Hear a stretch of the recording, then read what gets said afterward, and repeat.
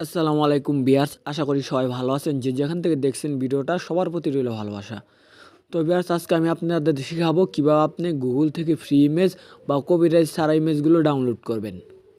বিয়ার্স, আমরা যখন গুগলে সার্চ দিই তখন কিন্তু সব ধরনের ইমেজ চলে আসে, এবং যদি আমরা সবগুলো ইমেজ বেছে না ব্যবহার করি তাহলে কিন্তু পিকগুলো আমাদের নন কপিরাইট পিক থাকে না, এবং সেই পিকগুলো ব্যবহার করার ফলে অনেক টাইমে আমার ইউটিউব এবং ফেসবুকের মনিটাইজেশন পেতে অনেক টাইমে সমস্যা হতে পারে।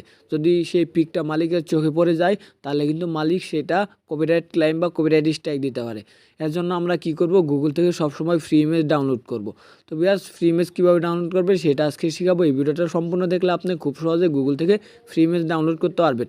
তো কথা না আবার এই ভিডিওর মূল পড়ে চলে যাবো, তার আগে একটা কথা বলতে চাই।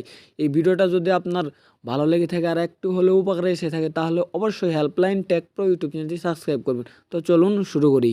ভিডিওর মূল পর্বে চলে আসলাম। ফ্রি ইমেজ বা ফ্রি পিকগুলো ডাউনলোড করার জন্য আপনি সরাসরি আপনার মোবাইলে ফুল স্ক্রিনে চলে আসবেন। ফুল স্ক্রিনে চলে আসার পর আপনি এখান থেকে কী করবেন, ক্রোম ব্রাউজার দেখতে পাচ্ছেন, আপনি আপনার ফোনের ক্রোম ব্রাউজারটি বেছে নেবেন। তারপর সরাসরি ক্রোম ব্রাউজারে চলে আসবেন। ক্রোম ব্রাউজারে চলে আসার পরে এরকম গুগল অপশন চলে আসবে বা আপনার এখানে সার্চ অপশন চলে আসবে। সেখানে আপনি কী করবেন, যে পিকটা খুঁজতেছেন সেই পিকটা আর রেখে এখানে সার্চ করবেন। ধরেন এখন খুঁজতেছি গার্ডেনের তো বাগান, গার্ডেনে কিছু পিক লাগবে। এর জন্য আমি কী করলাম, গার্ডেন লিখে সার্চ করে দিলাম। গার্ডেন লিখে সার্চ করে দেওয়ার পর দেখছেন অনেকগুলো পিক চলে আসছে। তো আপনি এখানে দেখতে আসেন 3 ডট মেনু, এটা একটা ক্লিক করে দিবেন। এটা ক্লিক করে দেওয়ার পর এখানে দেখতে আসেন ডেস্কটপ সাইট, এটা একটা ক্লিক করে দিবেন।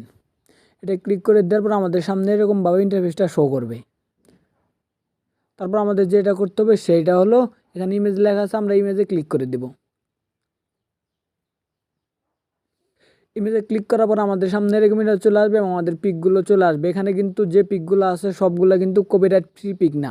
এখানে অনেক পিক আছে যেগুলো ব্যবহার করলে আপনি কিন্তু ভবিষ্যতে মনিটাইজেশন এবং কপিরাইট স্ট্রাইক এবং কপিরাইট ক্লাইম এই মামলায় পড়তে পারেন। তো আমাদের কী করতে হবে, এখানে দেখতে পাচ্ছেন ছোটো করে লেখা আছে টুল অপশন, এই টুল অপশনে একটা ক্লিক করে দেবেন।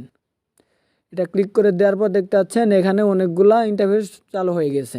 ম্যাপ, রং, ধরন, সময়, ব্যবহারের অধিকার। আপনি কী করবেন, এখান দেখতে পাচ্ছেন ব্যবহারের অধিকার, এটা একটা ক্লিক করে দেবেন। এটা ক্লিক করে দেওয়ার পরে এখান দেখতে পাচ্ছেন সমস্ত কিছু একটা টিক মার্ক দেওয়া আছে। আপনি এটা থেকে ক্রিয়েটিভ কমন লাইসেন্স, এটা একটা ক্লিক করে দেবেন।